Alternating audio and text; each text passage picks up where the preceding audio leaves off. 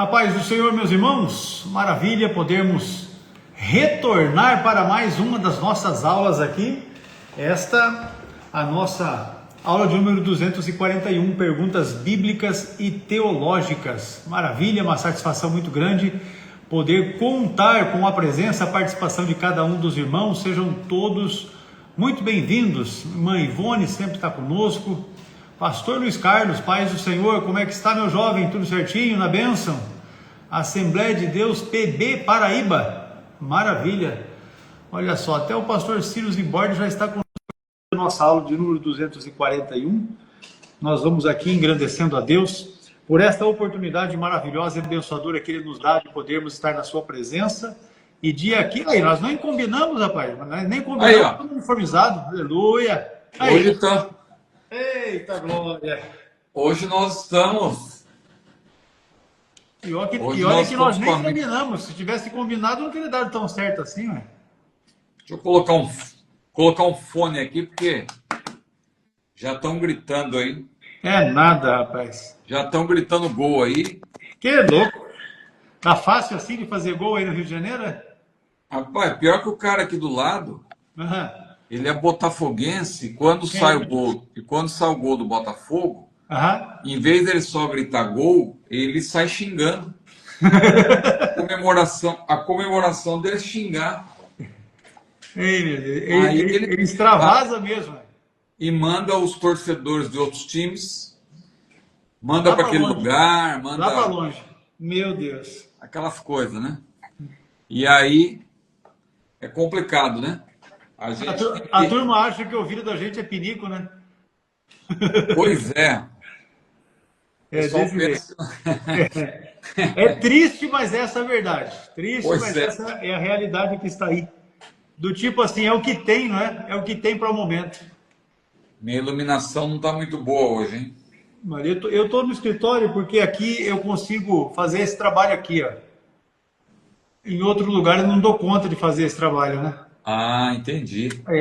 Aqui eu tenho os mecanismos para colocar ali a divulgação do curso, que vai ser a primeira aula na segunda-feira, dia 8 de setembro. Dia 8, olha aí que maravilha. Não será a próxima segunda, mas na seguinte. E aí, estaremos juntos em Silva Jardim. Na verdade, eu já estou indo para lá amanhã.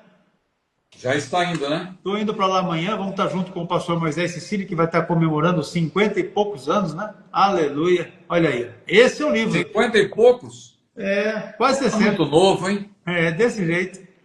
Aí nós vamos estar juntos lá, e aí na semana eu vou ficar por ali.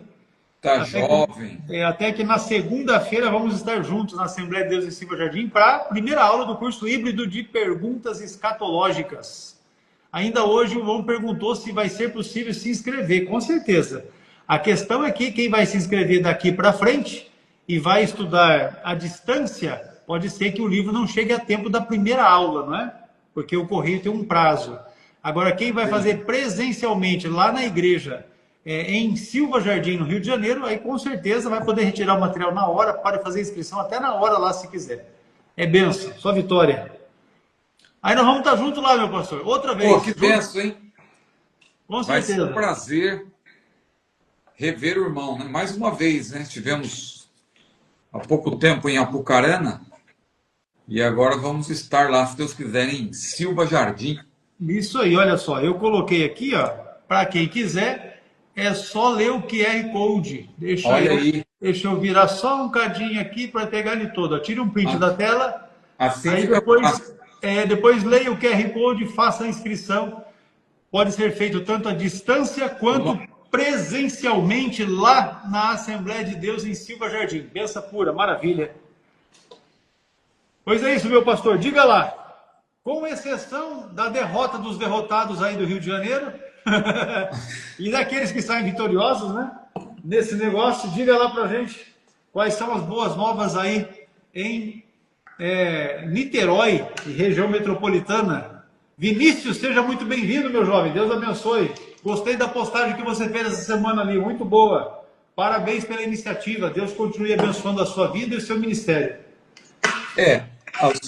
As boas novas, tá me ouvindo bem? Estou ouvindo, pode falar. As boas novas é que eu finalmente consegui entregar o livro o último livro da série, né? Pregadores da Bíblia, que é o livro sobre Jesus. Então Jesus breve virá. Breve virá. Aleluia. Eu estou esperando para esse ano ainda, né? Se bem que é uma obra volumosa, vai dar trabalho lá para o pessoal. Meu texto, modéstia à parte, tá bom, né? Mas mesmo assim passa pelo processo lá de Com certeza. copydesk, né? Tal, revisão e editoração, todo aquele processo que um livro passa. Mas, se Deus quiser, fica pronto este ano, né? E ontem nós demos início no nosso canal também a uma nova série, que, se Deus quiser, também vai resultar num novo livro, que é a série sobre Daniel. Daniel, perícope por perícope, né? Maravilha, tá aí, ó. Quem gosta é um prato cheio. E no dia 8 começa o nosso curso do CETADB, Perguntas Escatológicas, como o senhor já avisou aí, só para reforçar, os irmãos que fizerem vão ter esse livro, né? Esse livro que é um curso completo de escatologia, com 101 respostas que são apresentadas de uma maneira didática, passando-se do fácil para o difícil. Maravilha. A grande dificuldade de escatologia é você já começar com aqueles assuntos complexos. Se bem que em escatologia quase tudo é complexo. Complexo. Mas quando você didaticamente vai avançando do fácil para o difícil, ou do menos difícil para o mais difícil, fica mais fácil compreender. Então esse curso ele está estruturado exatamente dessa maneira. O primeiro capítulo tem um resumo geral de toda a escatologia, com a ordem dos acontecimentos segundo a Bíblia.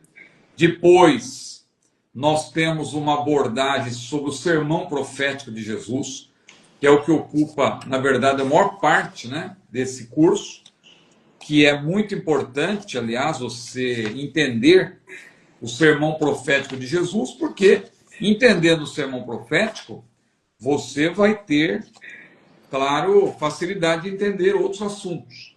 Então, primeiro, só repassando aqui rapidamente, o primeiro capítulo, denominado Escatologia Bíblica, é um resumo geral da escatologia. Aí o segundo capítulo que eu apresento, né, nós apresentamos os principais eventos escatológicos. Aí sim, tem o terceiro capítulo, que é o ensino escatológico de Jesus.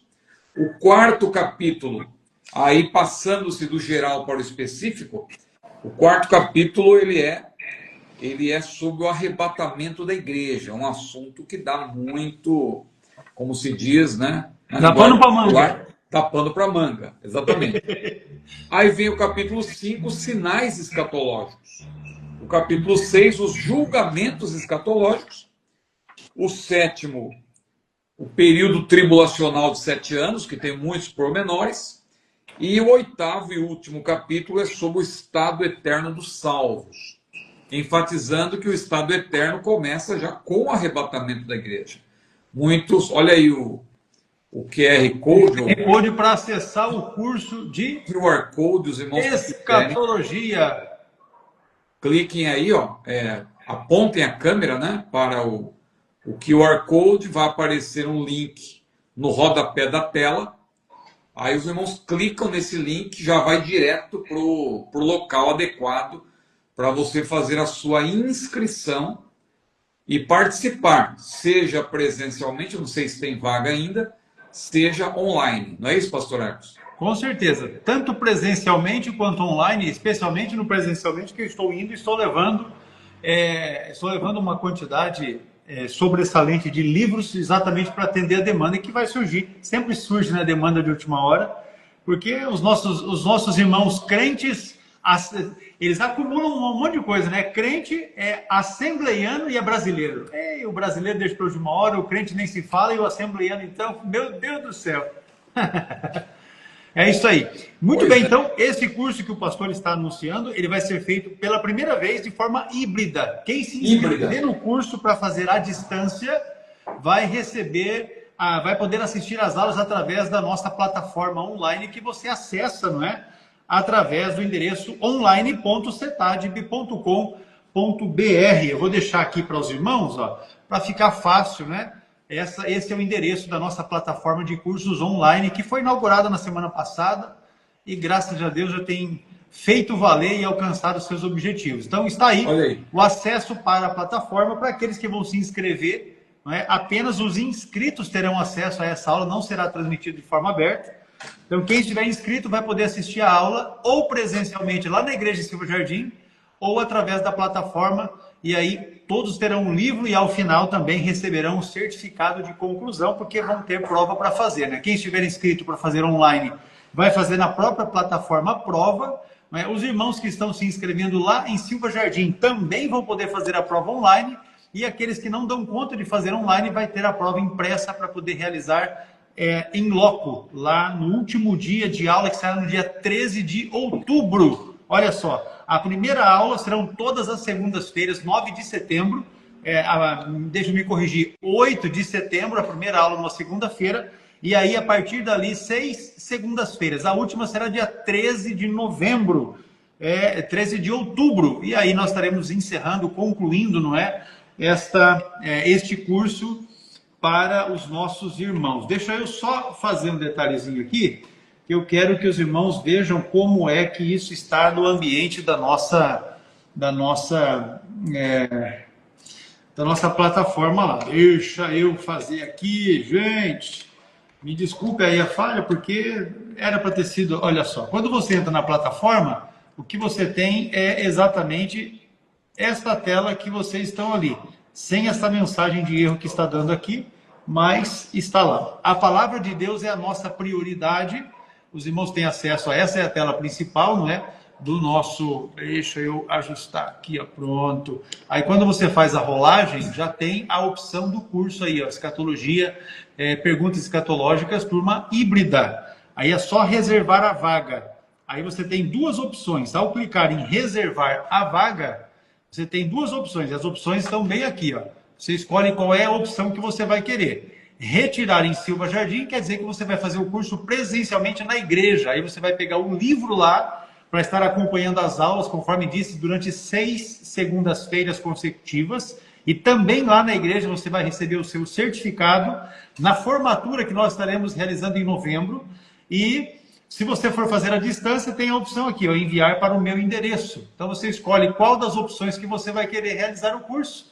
E aí você faz o pagamento e assim vai acontecer. Aqui tem um vídeo para você entender. Tudo isso que eu estou explicando está aqui. E aqui nós temos o calendário com as aulas. Deixa eu ver se eu amplio esse negócio aqui. Pronto, aí.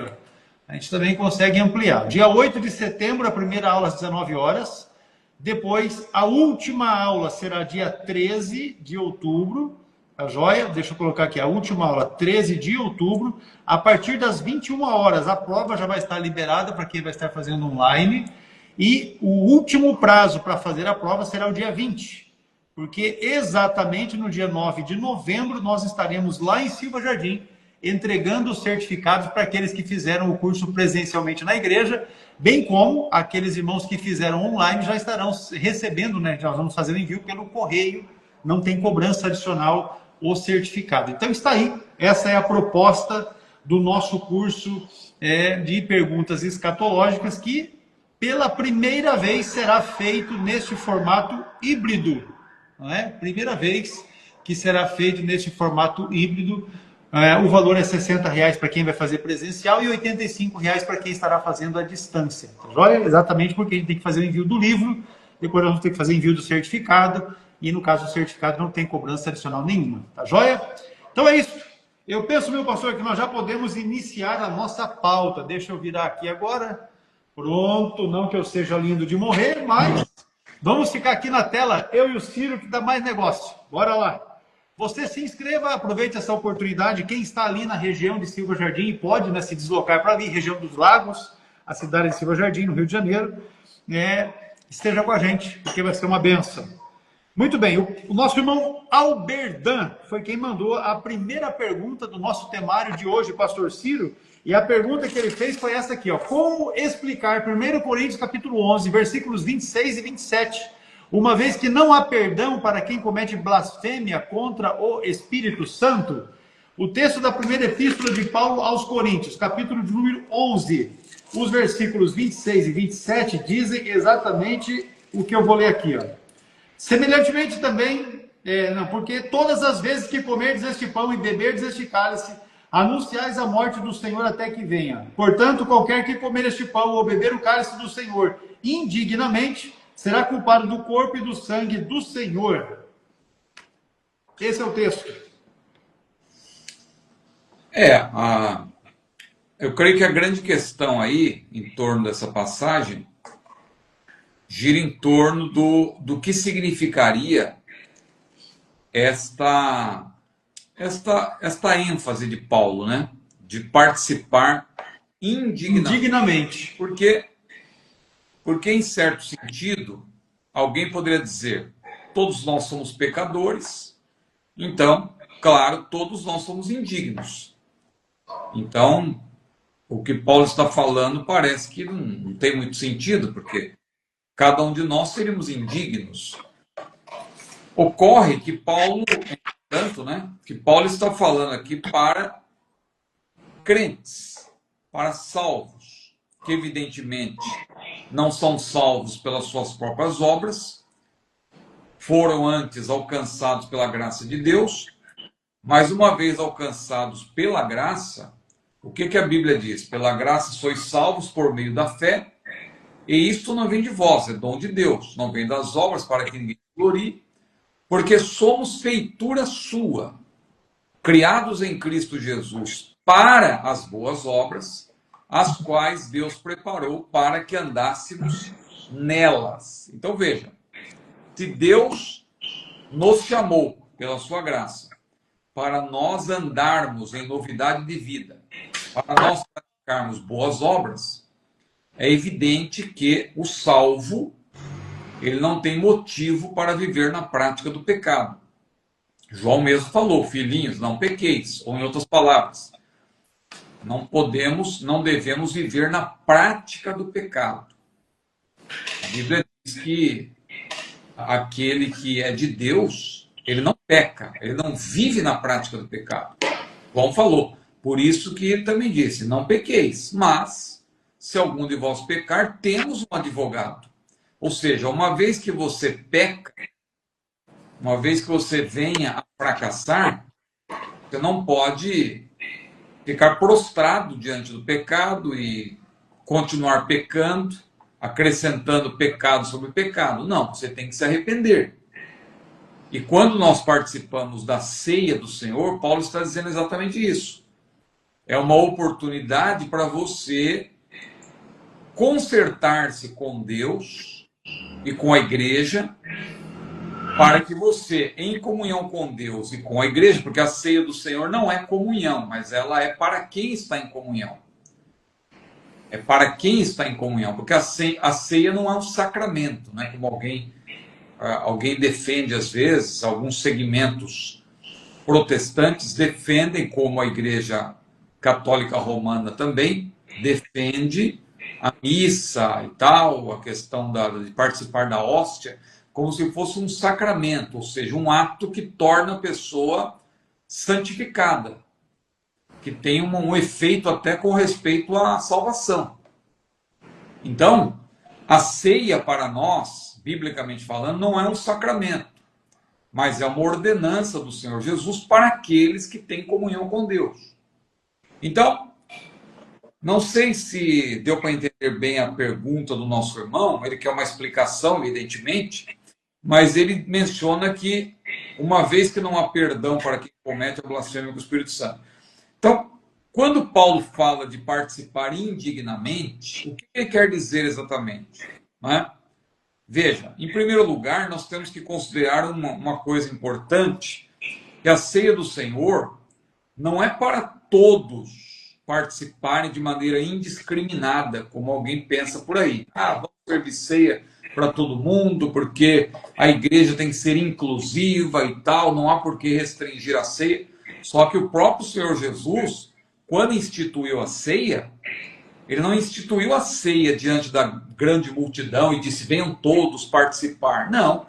Ele instituiu a ceia de maneira reservada entre os 12.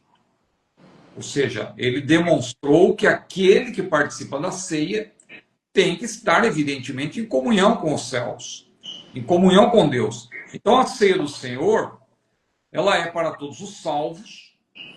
Ela foi ministrada por Jesus pela primeira vez aos apóstolos, repito, e todos, claro, que participam da ceia e estão em comunhão, evidentemente, devem ser batizados nas águas. Porque isso é uma prova também de que a pessoa está em comunhão com Deus e com os irmãos. Porque o batismo, o que é? O batismo é, na verdade, quando você torna pública a sua comunhão com Deus e a sua comunhão com os irmãos.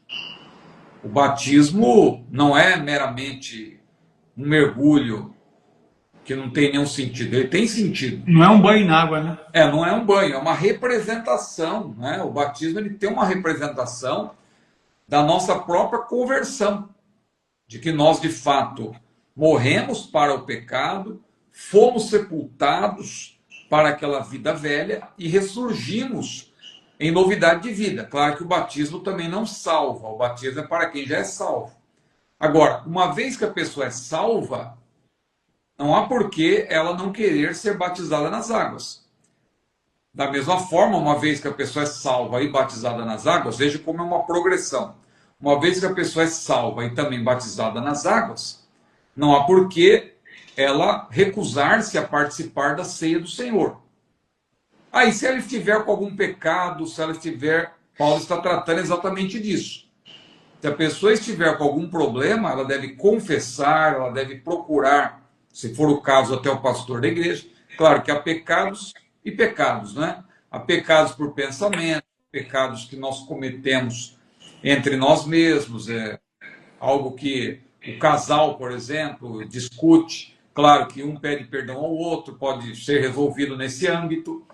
Agora, há pecados que podem causar um tipo de escândalo, um tipo de mau testemunho, né? E aí é o caso, muitas vezes, de tornar público e não ter acanhamento de pôr-se, né? No caso. Então, Paulo está falando nesse sentido. Agora, participar da ceia de modo indigno, o que seria?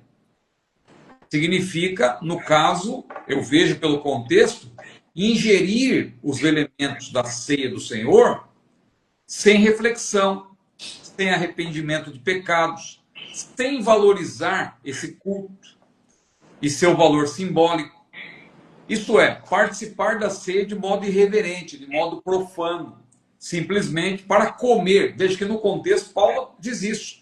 E quando nos reunimos para a ceia do Senhor, não é para comer a ceia do Senhor. 1 Coríntios 11, 20. Então não é um ato meramente para a pessoa, vou lá porque eu vou comer um pãozinho, vou beber um pouco de suco. Isso é o que as crianças muitas vezes pensam. Agora, os crentes maduros que conhecem a palavra, eles sabem que participar da ceia é um ato muito importante, que aponta para o passado como um memorial, porque a Bíblia diz, né, que Jesus falou, todas as vezes que comerdes deste pão e beberdes deste cálice, anunciais, né, a morte do Senhor até que venha. Paulo escreveu sobre isso aos Coríntios, o texto que estamos tomando como base aqui. E também a ceia aponta para o futuro, porque o texto também diz que nós devemos participar dela até que o Senhor venha, até que ele venha. Então ela também aponta para o futuro. No texto bíblico grego majoritário, ou seja, a maioria dos manuscritos gregos do Novo Testamento, nesse texto, esse advérbio indignamente, que no grego é o termo anaxios, veja, ele aparece em 2 versículos, na verdade, nessa perícope aí de 1 Coríntios, né? Tanto no versículo 27 como no versículo 29. Já no texto chamado eclético, ou texto crítico, que é o texto aí que, na verdade, é cerca de 1% de todos os manuscritos gregos neotestamentários, que são os mais antigos, né? Mas são num número pequeno, esse advérbio indignamente só vai aparecer no versículo 27. Agora, e na nova versão Almeida, por exemplo, que nós também temos como uma das versões oficiais da nossa CGADB, diz que aquele que comer o pão ou beber o cálice do Senhor indignamente será réu. Veja, olha como é forte essa palavra. Será réu do corpo e do sangue do Senhor. Isso indica que participar indignamente é algo sério. Porque o termo réu aí, enojos, no grego, esse termo está no grego, enojos, é um termo muito forte, porque é um termo forense. Para se ter uma ideia, Jesus utilizou esse mesmo termo lá em Mateus capítulo 5, versículos 21 e 22, quando ele fala do réu do inferno. Réu do inferno.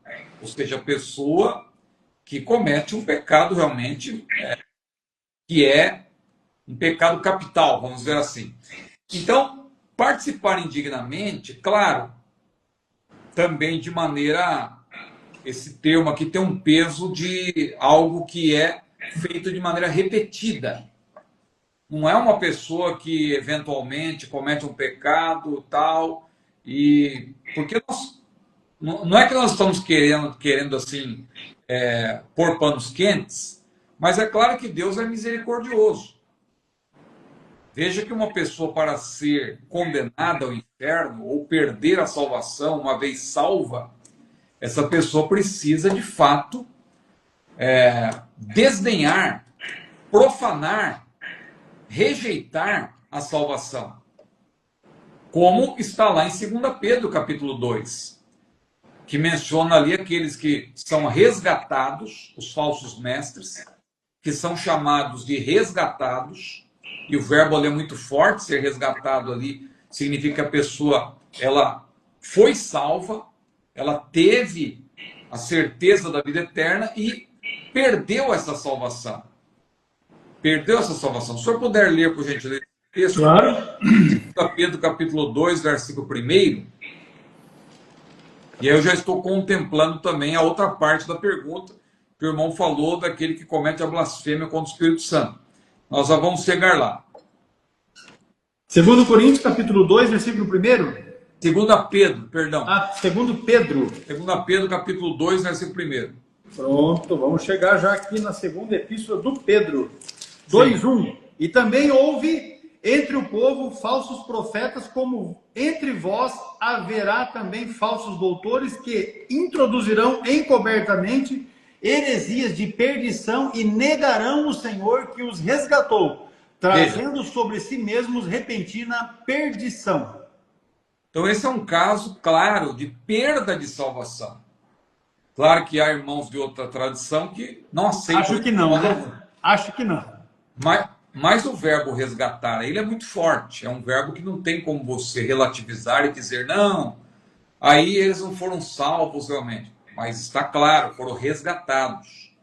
Procure verificar o sentido desse termo. Inclusive no grego, você vai ver que aí é uma referência àqueles que foram comprados, foram tirados do mercado de escravos, por assim dizer, para estar em liberdade com Cristo.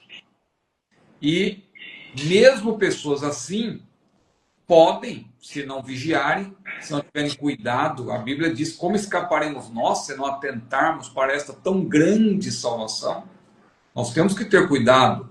O autor de Hebreus também falou, vede, irmãos, que nunca haja em qualquer de vós um coração mau e infiel para se apartar do Deus vivo, antes exortai-vos uns aos outros durante o tempo que se chama hoje, para que nenhum de vós se endureça pelo engano do pecado.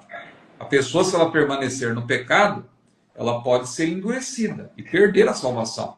Por isso que Paulo utiliza aí esta palavra forte. Então, quando ele fala indignamente, de fato, é que a pessoa, ela não está apta para participar da ceia se ela não se consertar com Deus antes.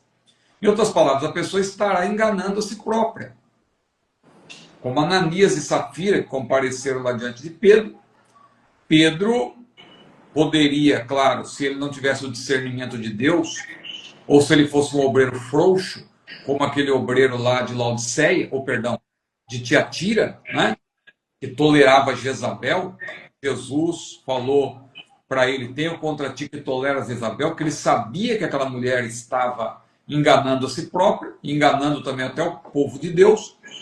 Então Pedro também, diante de Ananias e Safira, ele poderia fazer vista grossa, mas não. Ele falou assim: Ananias, por que encheu Satanás o teu coração para que mentisses ao Espírito Santo? Não mentiste aos homens, mas mentiste a Deus.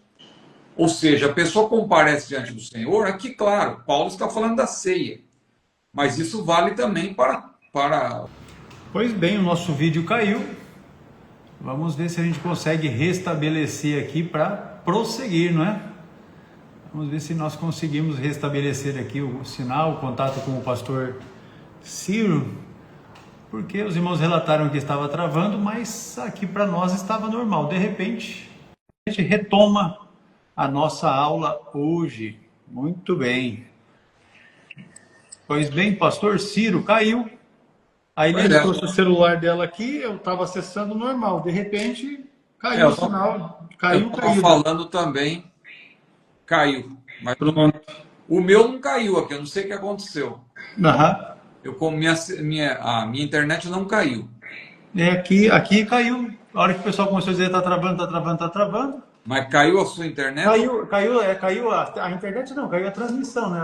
O Instagram cortou a transmissão. Eu acho que é coisa do Insta. É possível que seja. Coisa do Insta.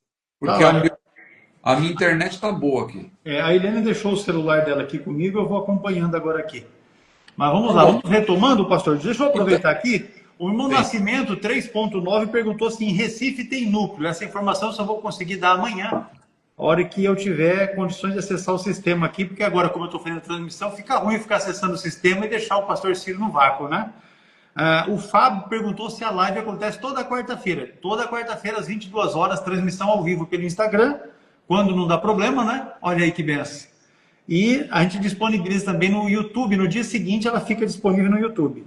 E o Silas Daniel perguntou se nós temos bacharelado em teologia. Eu já coloquei ali a informação que nós temos. Depois eu vou entrar em contato com esses irmãos para poder orientá-los. Pois bem, meu pastor, pode seguir falando sobre a blasfêmia contra o Espírito Santo. Então só para fechar é isso, né? A blasfêmia contra o Espírito Santo, ela é ampla, não é meramente uma palavra que a pessoa vai falar contra o Espírito Santo. Porque às vezes alguém fica preocupado: ah, meu Deus, eu falei uma palavra, será que eu perdi minha salvação? Veja, quem perde a salvação nesse caso é aquela pessoa que se volta contra o Espírito Santo de maneira consciente e blasfema de fato contra ele, como que se colocando como uma inimiga. A pessoa se coloca como uma inimiga do Espírito Santo. É esse o sentido.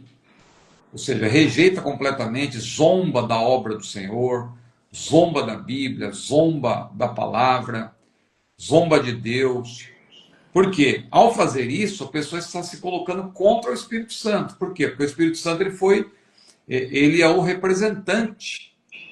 É ele que atua no sentido de convencer o pecador. Ele é o outro paráclito, né? E esse outro paráclito, ele está justamente atuando no sentido de fazer com que nós glorifiquemos a Cristo. Jesus falou: ele me glorificará. Agora, uma vez que você se coloca contra isso, você fala contra a palavra, você fala contra Cristo, você zomba de Cristo, conhecendo a palavra, né? Porque, claro, a pessoa do mundo, a pessoa ímpia, no caso aí dos fariseus, eles eram comparáveis aos crentes, porque eles conheciam a palavra. Eles eram conhecedores da palavra. Jesus até disse: examinais as Escrituras, e ali Jesus estava afirmando com respeito aos judeus, né, religiosos: examinais as Escrituras, que julgais ter nela a vida eterna, e são elas que de mim testificam. Mas não quereis vir a mim para terdes vida. Então eles conheciam muito as Escrituras e tal, mas não queriam ir a Jesus, não queriam. Eles rejeitavam a palavra viva. Porque, veja, não há como você dissociar a palavra de Deus do Deus da palavra. Não há como você dissociar a palavra escrita da palavra viva, que é Cristo. Então, aquele que ama a palavra de Deus, evidentemente, tem que amar o Deus da palavra, que é Jesus, o nosso Senhor. Então, quem rejeita Cristo, rejeita a palavra de Cristo de maneira consciente e reiterada, está se colocando como inimigo do Espírito Santo. E, na verdade, se a pessoa se coloca como inimiga do Espírito Santo, evidentemente que Deus, até Deus, ele também ele tem paciência, ele é misericordioso, mas chega uma hora que a própria paciência de Deus se esgota. E a gente vê isso lá. Veja, quando Deus falou, por exemplo, citei Jezabel, o Senhor falou, eu dei-lhe tempo para que ela se arrependesse, mas ela não se arrependeu. Dei-lhe tempo, porque Deus dá tempo, Deus é misericordioso. As misericórdias do Senhor são a causa de nós não sermos consumidos. Então, agora, o que Paulo fala na ceia, com respeito à ceia, é um alerta para que a pessoa, se estiver em pecado, e se a sua consciência lhe acusa, ela não deve participar indignamente. Mas veja o que Paulo falou. Paulo falou, examine-se, pois, o homem a si mesmo, e assim coma deste pão e beba desse cálice. Em outras palavras, a pessoa, ela não deve participar da ceia indignamente, mas ela deve se consertar para participar da ceia. Não tem sentido a pessoa ficar evitando a ceia porque a consciência lhe acusa. Ah, estou em pecado, não vou participar da ceia. Isso é errado. Se você está em pecado, qual que é o caminho? É o que Jesus falou. Restauração. Lembra-te de onde caíste e pratica as primeiras obras. Não adianta você adiar isso, tapar o sol com a peneira. E dizer, um dia, hoje eu não estou preparado ainda. Mas você tem que estar preparado agora, porque a vinda do Senhor é iminente. E a morte também é iminente. Não sabemos quando vamos partir. Então não há por que você adiar. Não há por que você adiar o seu arrependimento. É hoje. Hoje, se ouvirdes a sua voz, diz a Bíblia, não endureçais o vosso coração. Pastor Hermes, eu creio que já deu para lançar luz aí sobre essa questão. Com certeza, com certeza. Maravilha. Muito bem, meu pastor. O nosso irmão Eufrânio foi quem nos mandou a próxima pergunta que temos aqui. Os livros poéticos são prescritivos? Então, o que seriam livros prescritivos, né? Porque a Bíblia, claro, a Bíblia é um livro de mandamentos, a Bíblia é um livro de princípios, a Bíblia é um livro de exemplos, a Bíblia é um livro que tem parábolas, tem histórias, narrativas, né? A Bíblia é muito rica. Agora, tudo que está na palavra tem o selo da inspiração divina. Então, tudo quanto dantes foi escrito, para o nosso ensino foi escrito. Então, tudo, na verdade, de certa maneira, podemos dizer que pode ser considerado prescritivo, em certo sentido. Porque se a Bíblia toda é inspirada, é claro que a Bíblia contém ensinamentos para nós. Porém, nós temos que saber como interpretar a Bíblia de acordo com o gênero literário. Claro que eu vou interpretar parábola como parábola, provérbio como provérbio, mandamento como mandamento, narrativa como narrativa. Agora, mesmo na narrativa, eu posso ter ali conteúdo teológico. O caso de Lucas, por exemplo, né? A narrativa lucana, ela é altamente teológica. Tanto em Lucas como em Atos, você vê que Lucas era um teólogo, então ele utiliza, ali você percebe claramente que Lucas ele se vale de um padrão, inclusive, para ensinar sobre a doutrina do Espírito Santo. Os irmãos de outras tradições até nos acusam. Vocês defendem a doutrina do batismo do Espírito Santo, fazem Atos. Mas Atos dos Apóstolos é um livro narrativo, não apenas. Atos não é apenas uma narração. Pode ver que Atos contém um padrão. É doutrinário, né? Porque Lucas é teólogo. Você vê as expressões que Lucas utiliza, a própria linguagem, a própria maneira de Lucas apresentar o seu conteúdo histórico, é verdade? O conteúdo é histórico. Você percebe que ele faz muitas coisas de maneira proposital. Então, o livro de Atos pode sim ser usado também de maneira prescritiva. Agora, nós temos que entender. Então, veja, falando dos livros poéticos, só para entender o que são livros poéticos, né? A Bíblia hebraica, ela tem 3 divisões e 24 livros. É o mesmo conteúdo nosso. O nosso Antigo Testamento tem 39 livros, que é a Bíblia hebraica. A Bíblia hebraica é o Antigo Testamento. As Escrituras judaicas que tem 24 livros. Mais 24 porque alguns livros eles são considerados juntos, de maneira conjunta, né? Então, por exemplo, são 3 divisões. A Torá, que é o Pentateuco, Nevim, que são os profetas, e também Ketuvim, né, que são os escritos, que seriam, por assim dizer, os livros históricos. Então, o Pentateuco é igual na nossa Bíblia. Os 5 livros de Moisés, Gênesis, Êxodo, Levítico, Números e Deuteronômio. Os profetas, aí você já tem a diferença, porque, por exemplo, Josué é considerado profeta, o livro de Juízes é um livro considerado profético, Samuel, que é um livro só, não é? O primeiro e o segundo livro de Samuel é um livro só. É o mesmo conteúdo no livro só. Primeiro e segundo Reis, um livro só. Aí tem Isaías, Jeremias, Ezequiel e os profetas menores, que é um livro só. Ou seja, 12 livros da nossa Bíblia é um livro só. Na Bíblia hebraica, que são os profetas menores. Então aí você tem 8 livros nessa parte profética. Alguém perguntará, irmão Círio, o livro de Daniel, Daniel não é profeta? Pois é, Daniel é profeta, só que o livro de Daniel, de maneira simétrica, né? Ele tem 12 capítulos, 6 históricos e 6 proféticos. Então ele é colocado entre os escritos. E entre os escritos também estão os livros poéticos, porque os escritos, na verdade, são livros poéticos e livros históricos. Meramente, né? Em tese, não seriam livros proféticos, se bem que Daniel contém profecia.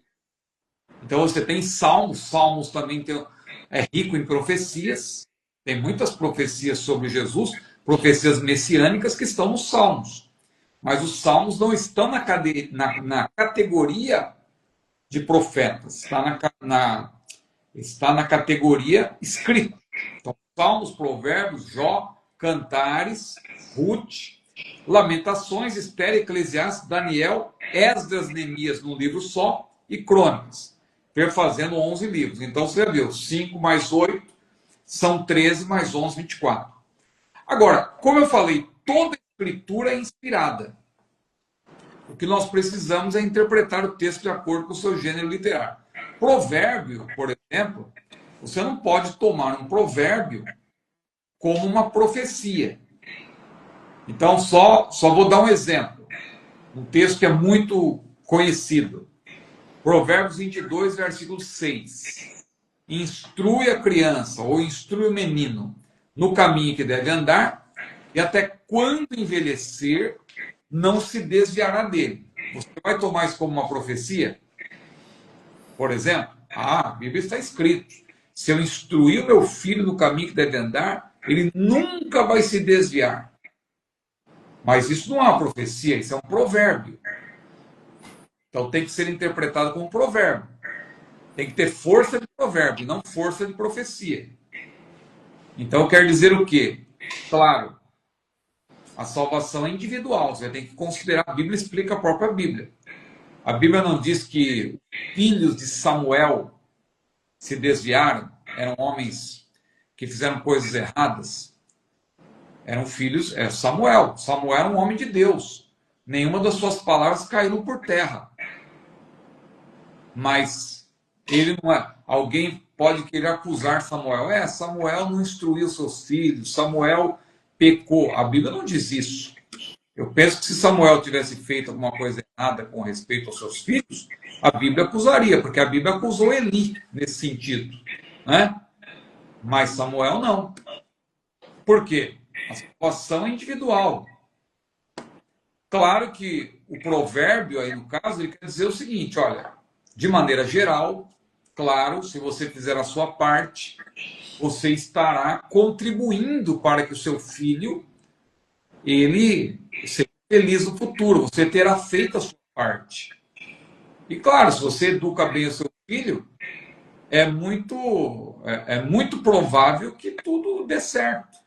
Porém, há pessoas que, mesmo tendo uma boa educação, tendo aprendido o que é certo, lamentavelmente, acaba se desviando, acaba cometendo erros.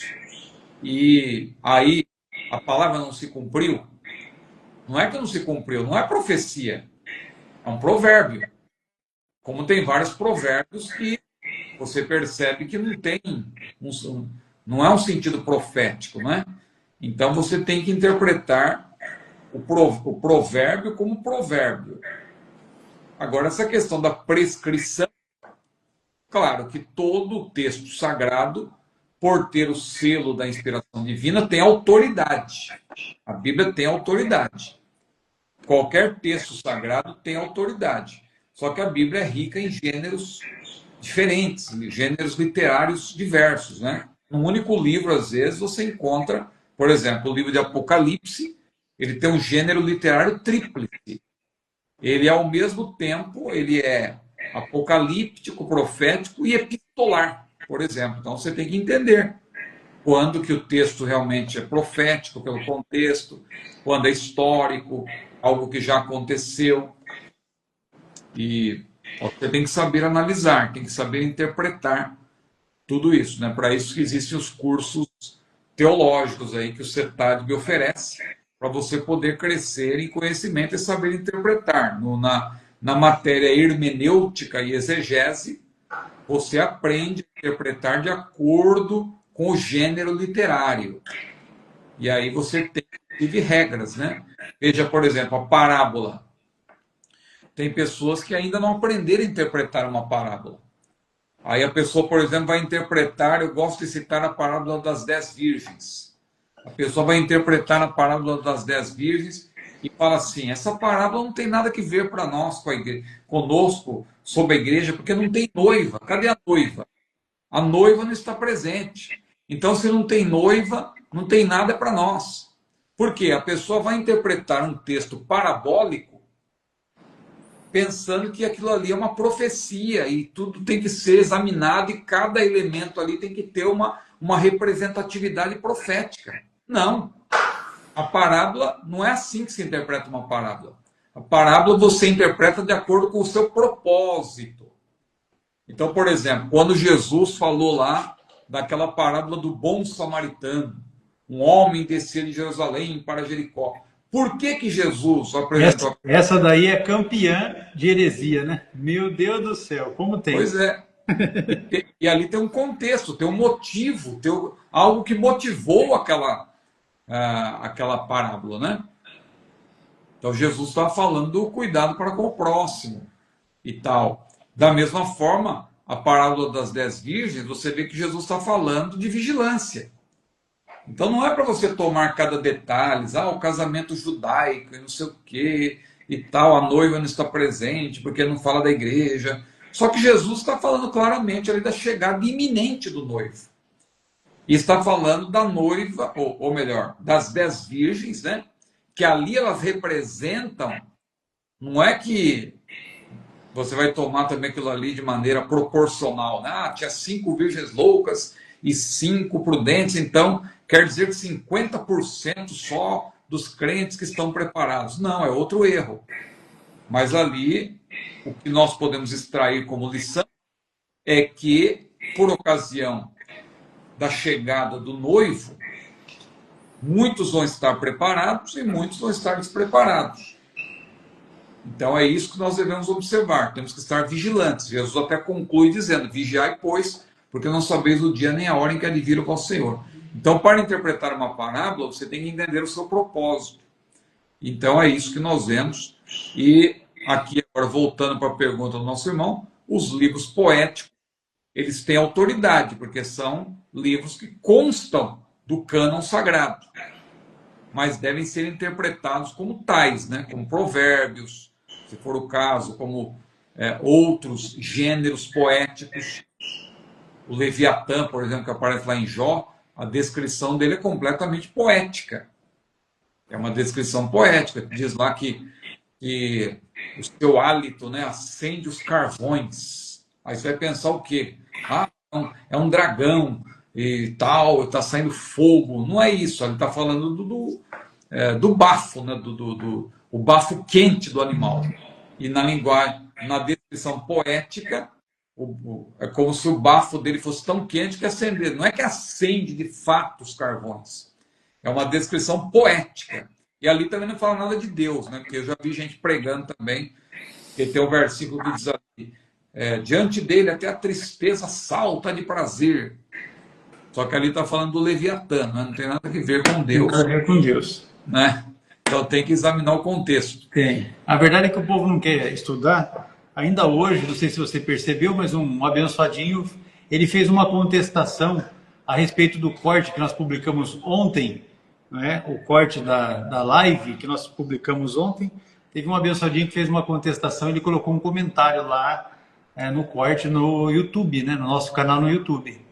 Aí eu verifiquei, o que ele escreveu, aí eu respondi lá mesmo, tá lá, tá registrado. Eu falei, rapaz, você tem que parar de fazer corte do Google, porque o Google não serve como parâmetro para interpretar escatologia, porque a escatologia do Google, ela não é nem pré-tribulacionista, nem mid-tribulacionista, nem pós-tribulacionista, é um negócio complicado a escatologia do Google. Eu disse, você tem que parar de citar, porque ele fez algumas colocações e ele copiou o texto do Google, porque ele fez a pesquisa e copiou, colou e mandou, e esqueceram de tirar o clique aqui e tal, e ficou um negócio meio, ficou chato, na verdade. Aí umas besteiras que ele escreveu, eu apaguei, mas isso ficou lá. Eu escrevi para ele, falou, pare de pesquisar no Google, porque o Google não tem resposta para essas questões que dependem de conhecimento, de inspiração, enfim. Mas o povo vai lá e coloca, né? Esse negócio da parábola das 10 virgens, o sangue de Jesus tem poder. A do bom samaritano, então, meu Deus do céu, o camarada quer pregar do bom samaritano e põe no Google.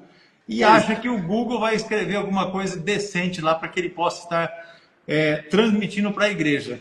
É vergonhoso, mas tá bom. Vamos para a ultimazinha de hoje, meu pastor, já que nós tivemos a interrupção. Para quem chegou depois, de repente não pegou a primeira parte, o sinal da internet caiu. Samuel, Deus abençoe você, meu filho. Samuel é dos nossos, já formou várias turmas com a gente lá. O Senhor te abençoe grandemente, meu jovem. Mas nós perdemos o sinal da internet, a live teve uma interrupção e nós reconectamos e estamos de volta aqui. A questão é o seguinte, a mulher de Jó, ela disse amaldiçoa ou abençoa? Em Jó 2:9, a esposa dele, do Jó, realmente disse para ele amaldiçoar a Deus ou é questão de versão bíblica? É a pergunta do Eliel Batista, que está aí, está na live hoje. O irmão Eliel é fiel, ele não perde uma, né? Ele não perde uma. Então, aí é um outro caso de interpretação, né? Que a gente precisa ter cuidado. Porque o que determina o sentido de um verbo ou de um termo? É o contexto.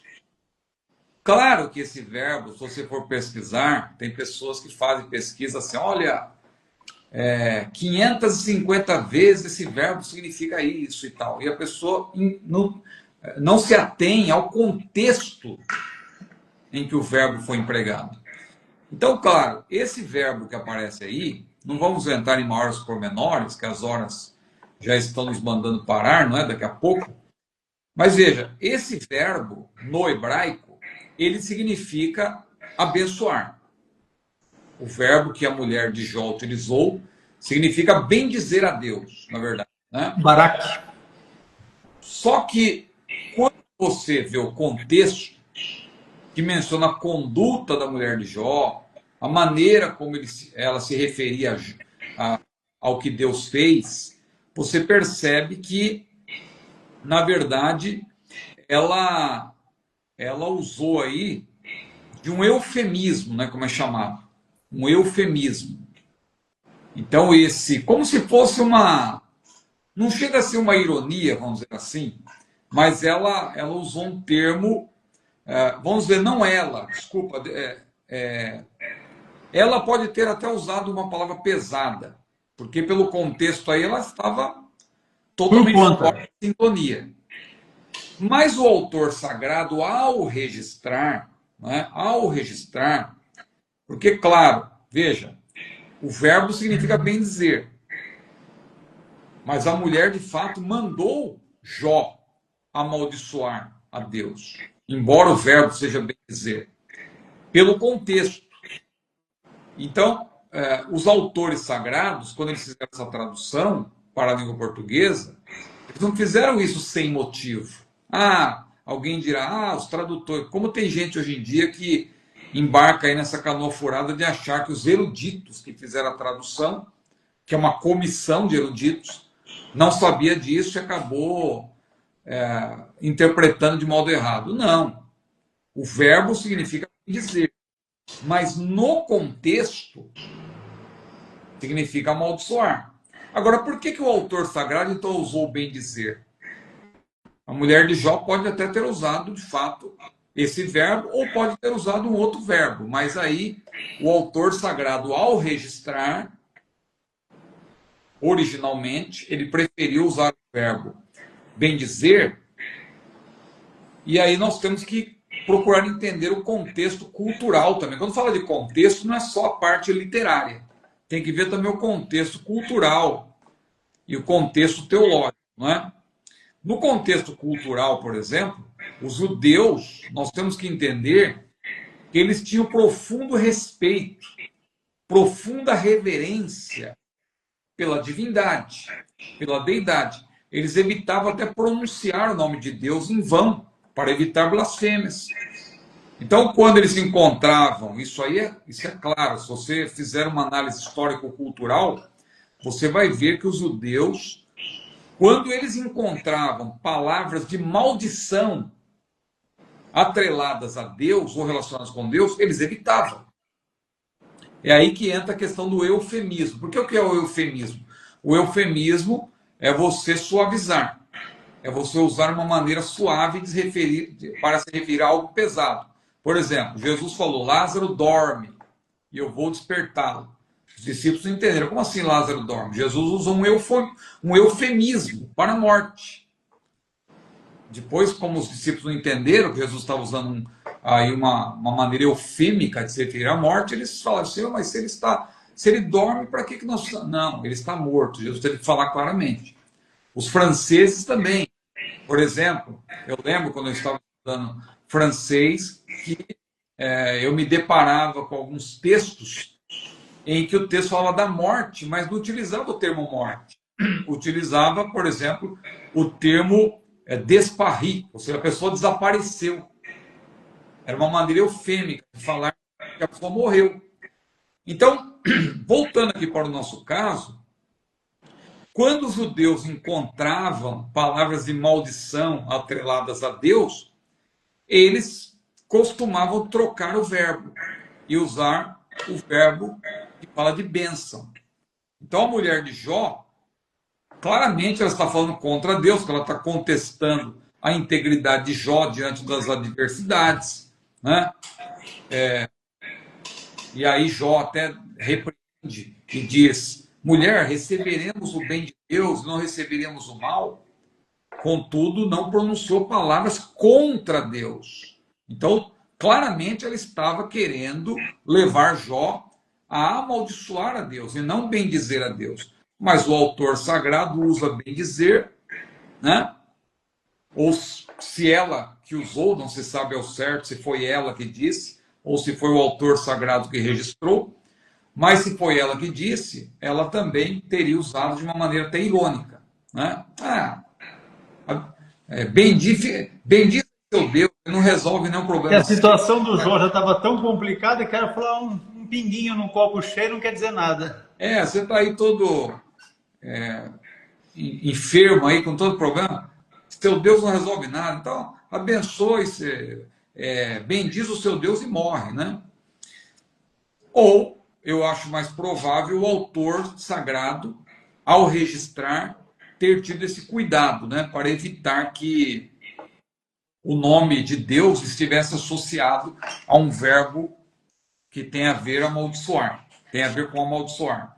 Então eu penso que é isso, mas o que resolve essa questão é o contexto. Pelo contexto, não há dúvida que a mulher queria que Jó dissesse alguma palavra contra Deus, porque logo em seguida diz, contudo, Jó não falou palavras contra Deus e tal. Pelo contrário, ele repreendeu a mulher e disse: mulher, receberemos o bem de Deus, não receberemos o mal? No saí do ventre da minha mãe, no tornarei para lá.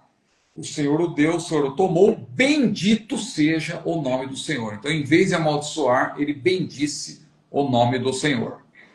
Maravilha, meu pastor. Um líder pode estipular o valor da oferta? Em Apocalipse 6, versículos 5 e 6, tem uma promessa. Será que quem não praticou o dízimo vai participar dessa promessa? Essas vão ficar para a próxima aula, de número 242, quarta-feira que vem. Você não perca. Deixa eu pegar aqui no calendário, porque tem essas vantagens, né? De você estar assim, tem a condição de pegar o calendário e já verificar. Dia 3 de setembro, nós vamos voltar aqui, quarta-feira próxima, às 22 horas, não é? Online, ao vivo, pelo Instagram, para essas questões e outras que estaremos adicionando aqui ao nosso temário, você não pode perder. Deixa eu só virar aqui a nossa câmera, porque se você tem vontade, deixa eu fechar o calendário lá, porque agora ele está atrapalhando. Se você tem vontade de estudar teologia, acesse agora a nossa plataforma online, online.cetadib.com.br, e se inscreva. Curso de teologia básico, médio, avançado, bacharel livre em teologia, não é? Mas eu quero deixar esta divulgação aqui para você, meu irmão, irmã, que deseja fazer o curso de perguntas escatológicas, curso de escatologia com o pastor Ciro Zibordi, a primeira turma híbrida do curso. Nós teremos estas aulas, são 6 aulas que serão transmitidas ao vivo a partir da Assembleia de Deus de Silva Jardim, no Rio de Janeiro. O pastor Moisés Cecílio da Silva, ele já me ligou agora à tarde, viu, Ciro, perguntando se eu já estava na estrada. Eu falei, não, rapaz, ainda estou trabalhando aqui, ainda estou programando para ver se o banco vai me dar crédito para pagar minhas contas que vem essa semana que vem, deixando tudo programadinho. Depois eu vou fazer a carga do carro, e depois ainda vou fazer uma live, depois ainda vou para casa arrumar minhas bolsas, e aí amanhã cedo eu viajo. Aí eu já estava achando que eu estava na estrada. Mas o curso vai acontecer a partir de Silva Jardim. Pastor Ciro estará lá ministrando presencialmente. Então, quem quiser se inscrever para estudar presencialmente na Assembleia de Deus em Silva Jardim, está aí, QR Code para que você possa fazer a sua inscrição. O link está logo abaixo, né? online.cetadib.com.br. Você acessando a tela principal, deixa eu pegar aqui para você, ó. A tela principal é esta aqui, ó. Quando você acessar, você vai chegar exatamente aqui, é só fazer a rolagem, ó. E aí está aí, ó, promoção de lançamento, curso híbrido, o valor de R$60 para quem vai fazer o curso presencialmente lá em Silva Jardim, e para quem vai fazer à distância, vai receber um livro no seu endereço e depois também o certificado, não é? R$85 para quem vai fazer à distância e R$60. Você acessando a página, está aqui, ó, você vai fazer a opção de escolha, está aqui, ó, retirar em Silva Jardim, ou seja, presencialmente lá na igreja, ou enviar para o meu endereço. Aí você vai fazer o curso à distância, assistindo às aulas, toda segunda-feira. Deixa eu voltar mais aqui, ó, rolando aqui, ó, você chega no calendário. Aqui está o calendário. A primeira aula, dia 8 de setembro, às 19 horas, é a abertura. O encerramento no dia 13 de novembro, às 19 horas, é a última aula. No mesmo dia 13, a partir das 21 horas, já será possível realizar a prova para quem se inscreve para fazer o curso online. E a prova terá condição de ser feita até o dia 20. Aí, até o dia 20 à meia-noite. Aí, no dia 9 de novembro, estaremos lá em Silva Jardim, entregando os certificados na formatura para aqueles irmãos que se inscreveram para o curso presencialmente. E quem se inscreveu para fazer à distância, aí vai receber pelo correio o seu certificado. É isso aí. Se inscreva, aproveita esta oportunidade. Eu vou deixar novamente aqui, ó. Você se inscreva porque vai ser bênção de Deus. Pastor Ciro, a palavra está contigo para suas considerações finais. Eu estava olhando aqui o corte que o senhor falou no nosso canal do CETADB, e aí o rapaz, acho que realmente ele não está querendo aprender, não, porque o senhor deu ele para ele, e ele escreveu: vocês falam como ímpios. Esqueceram que existe algo chamado... Ele usou uma palavra pesada aqui. Pois é uma tristeza, né? Com certeza. Infelizmente, há pessoas que não querem aprender, né? Nós ficamos felizes quando vemos pessoas que querem aprender. Você vê que às vezes a pessoa faz uma pergunta, às vezes até uma pergunta assim, de um assunto complexo, mas a pessoa se coloca numa posição de querer aprender, né? E agora outros já vêm para querer realmente confrontar, e aí a gente lamenta, porque pessoas assim acabam não avançando no conhecimento, né? Pastor Hertz, então, agradeço pela oportunidade, e se Deus quiser, em breve estaremos juntos em Silva Jardim, para esse grande dia, para iniciarmos aí esse curso de seis segundas-feiras, hein? Vai ser uma bênção estarmos juntos ali com o nosso querido pastor e amigo Moisés Cecílio. Que Deus abençoe a todos os irmãos, e eu agradeço a oportunidade de mais participar desta live. Estaremos lá, pastor, com o pastor Moisés Cecílio, que estará completando aniversário. E no domingo vamos estar fazendo a formatura. São quase 150 alunos que concluíram o curso de formação de obreiros lá na Assembleia de Deus em Silva Jardim. Domingo à noite vamos estar realizando a formatura desses irmãos que concluíram o curso de formação de obreiros. E que já estarão realizando também o curso de perguntas escatológicas. Uma grande bênção.